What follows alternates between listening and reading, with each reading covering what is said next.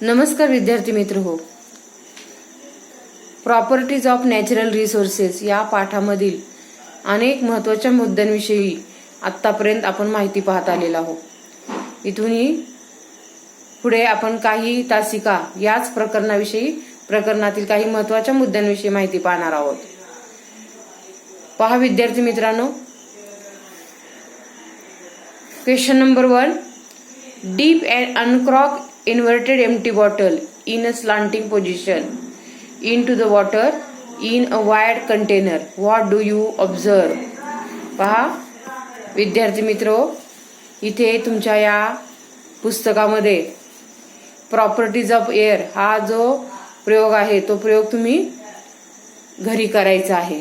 काय करायचं विद्यार्थी मित्रो, तर इथं एक साधारणतः वाईड कंटेनर घ्यायचा, म्हणजे पसरट भांडं घ्यायचं आहे. आणि या पसरट भांड्यामध्ये पसरट भांडं हे पाण्याने पूर्णपणे भरून घ्यायचं. या पसरट भांड्यामध्ये deep and uncorked inverted empty bottle यामध्ये काय करायचे आहे, स्लांटिंग पोझिशननी धरायची आहे. म्हणजे भूच नसलेली एक एम्प्टी बॉटल आहे, ही स्लांटिंग पोझिशन म्हणजे तिरकी धरायची आहे. आता तिरकी धरल्यानंतर काय होईल, तर इथं अनेक प्रकारचे या बाटलीच्या तोंडाजवळ बुडबुडे येताना तुम्हाला दिसतील. म्हणजेच if you dip inverted empty bottle in a slanting position into the water in a wide container, we will observe bubbles coming out. हे जे बारीक छोटे छोटे दिसतात आहेत हे बबल्स आहेत. हे बबल्स या ठिकाणी बाहेर पडताना दिसतात आहेत फ्रॉम द बॉटल. म्हणजे बॉटलच्या तोंडापासून हे बबल्स बाहेर पडताना दिसतात toward the surface of wide container.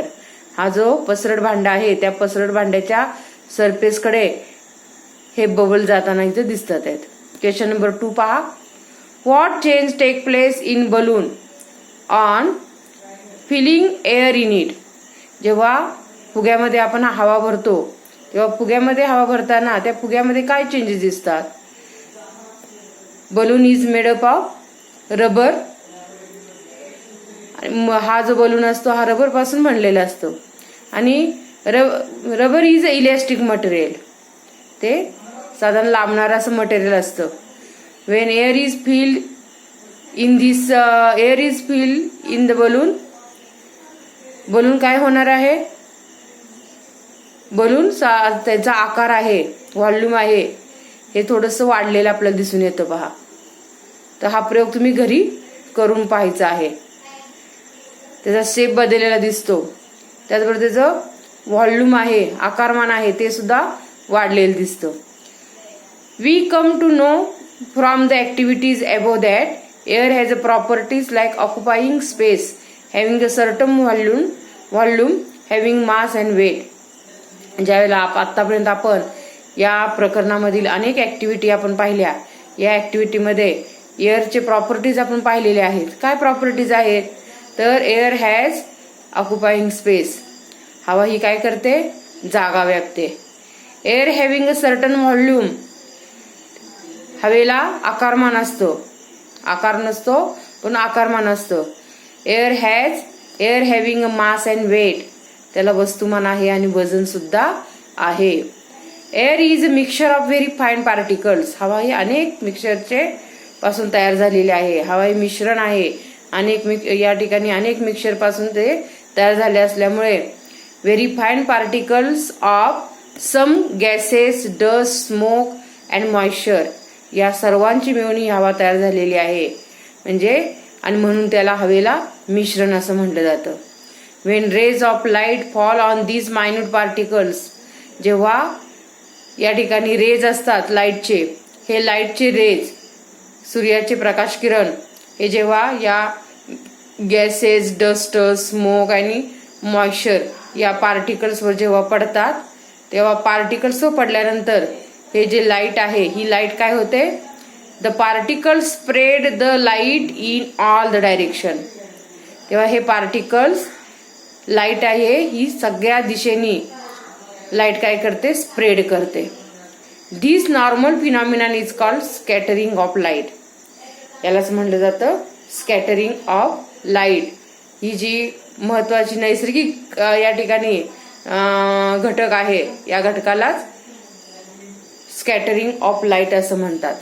पहा विद्यार्थी मित्रांनो, परत या ठिकाणी लक्ष द्या. सूर्याचे किरण पृथ्वीवर पडत असतात. सूर्याचे किरण पृथ्वीवर पडताना या ठिकाणी हे किरण पृथ्वीवर पडतात, परंतु हवेमध्ये अनेक असे काही घटक आहेत आणि हवेमध्ये अनेक घटक असल्यामुळे या घटकांवर इथं अनेक असे पार्टिकल्स असतात हवेतील आणि या घटकांवर हे रेस सूर्याचे पडले की हे रेस काय करतात, हे जे प्रकाश किरण आहेत हे प्रकाश किरण सगळ्या दिशेने काय करतात, विखुरतात म्हणजे पसरतात. आणि हा जो नॅचरल फिनॉमिनन आहे यालाच काय म्हणलं जातं, स्कॅटरिंग ऑफ लाईट असं म्हणतात. म्हणजेच मराठीमध्ये त्याला म्हणलं जाईल प्रकाशाचे विकिरण असं म्हणतात.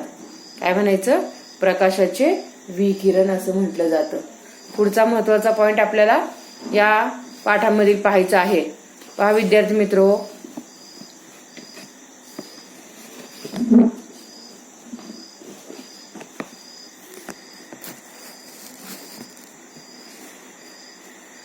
Temperature regulation.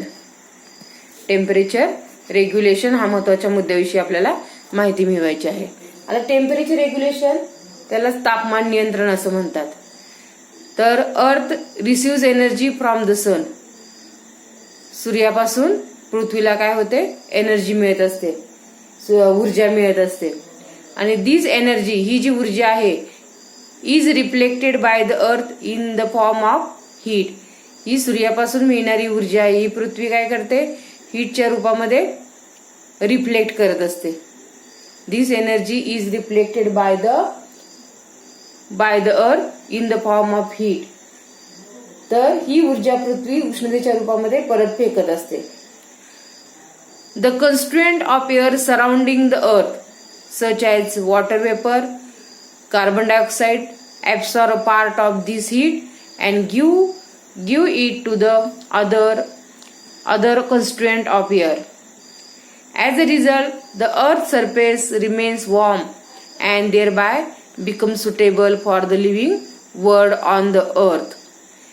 If there were no air on the earth, the average temperature of the earth's surface would have been very low. Paha, the earth receives energy from the sun. सूर्यापासून पृथ्वीला ऊर्जा मिळते आणि ही जी एनर्जी आहे, ही energy सूर्य काय करतो, हीटच्या रूपामध्ये बाहेर रिफ्लेक्ट करत असतो. द कन्स्टिट्युएंट्स म्हणजे घटक. द कन्स्टिट्युएंट्स म्हणजे काय, घटक. The constituents of air surrounding the अर्थ. आपल्या सराउंडिंग मध्ये असं जी हवा आहे त्या हवेमध्ये अनेक घटक असतात. त्यामधील वॉटर वेपर आणि कार्बन डायऑक्साइड हे जे घटक आहेत दोन, हे काय करतात, तर ॲब्सॉर्ब पार्ट ऑफ हीट. जी सूर्याने जी पृथ्वीने या ठिकाणी रिफ्लेक्ट केलेली जी हीटच्या स्वरूपाची ऊर्जा असते, ही हीटच्या स्वरूपात रिफ्लेक्ट केलेली ऊर्जा हे दोन वॉटर वेपर आणि कार्बन डायऑक्साइड हे काय करतात, ॲब्सॉर्ब करतात आणि give it to the other constituent of air. आणि हवेमध्ये इतर जे घटक असतात त्या घटकांना काय करतात, या ठिकाणी देण्याचा प्रयत्न करतात. ॲज अ रिझल्ट त्याचा परिणाम काय होतो, the earth surface remain warm and thereby become suitable for the living world. आणि त्यामुळे सूर्याच्या पृथ्वीवरील जे सरफेस आहे, पृथ्वीवरचं वातावरण आहे, हे काय होतं, वॉर्म होतं, म्हणजेच काय होतं, उबदार होतं. And thereby becomes suitable for the living world. आणि उबदार झाल्यामुळे आपल्या पृथ्वी तलावर असणारी जे सजीव सृष्टी आहे, या सजीव सृष्टीला हे सर्व साधारणतः जे वातावरण आहे हे सुटेबल होतं, म्हणजे अनुकूल होतं. If there were no air on the earth. जर पृथ्वीवर हवा नसती, the average temperature of the earth surface would have been very low. जर पृथ्वीवर जर हवा नसती तर काय झालं असतं, पृथ्वीच्या पृष्ठभागाची सरासरी तापमान हे काय झालं असतं, खूप कमी झालं असतं, खूपच कमी झालं असतं. पहा बरं विद्यार्थी मित्र, यूज युअर ब्रेन पॉवर. तुम्ही तुमची बुद्धीचा वापर करून हे प्रश्न सोडवायचे आहेत.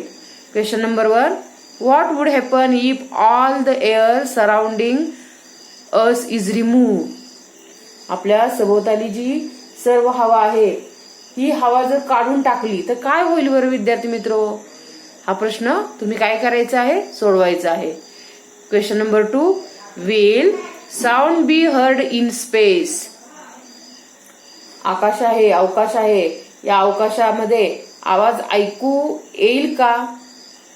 अवकाशामध्ये आवाज हा ऐकू येईल का, याचं उत्तर तुम्ही या ठिकाणी सोडवायचं आहे. पहा पुढचा प्रश्न आहे, पुढचा मुद्दा आपल्याला पाहायचा आहे, transmission of sound. Transmission of sound यालाच म्हटलं जातं ध्वनी प्रसारण. All the sound that we hear reaches through the surrounding air. The density of air also changes due to change in its temperature.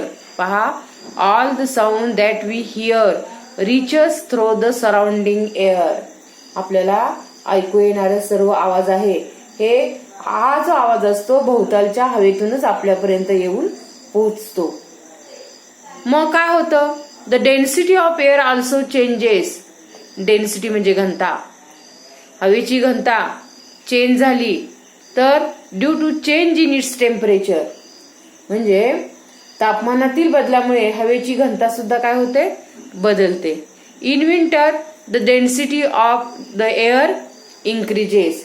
जेव्हा थंडीचे दिवस असतात, थंडीमध्ये हवेची घनता ही काय होते, वाढते. इन्क्रीज होणे म्हणजे काय, वाढणे. आणि we can hear the whistle of the distant train clearly early in the morning. In winter air is useful as a medium for the transmission of sound. We can hear the whistles, म्हणजे आपण जेव्हा साधारणतः हिवाळ्याच्या दिवसामध्ये पहाटे पहा, पहाटेच्या वेळेला अगदी थंडी पडलेली असते आणि पहाटे दूरच्या आगगाडीचा आवाज हा आपल्याला काय होत असतो, स्पष्टपणे ऐकू येत असतो.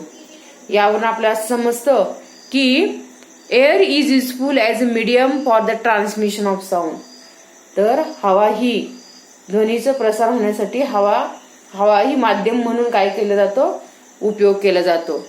तर हवेचा उपयोग माध्यम म्हणून होतो आणि हवेमुळेच आपल्याला हे जे साऊंड आहेत वातावरणातले हे सर्व साऊंड ऐकू येत असतात.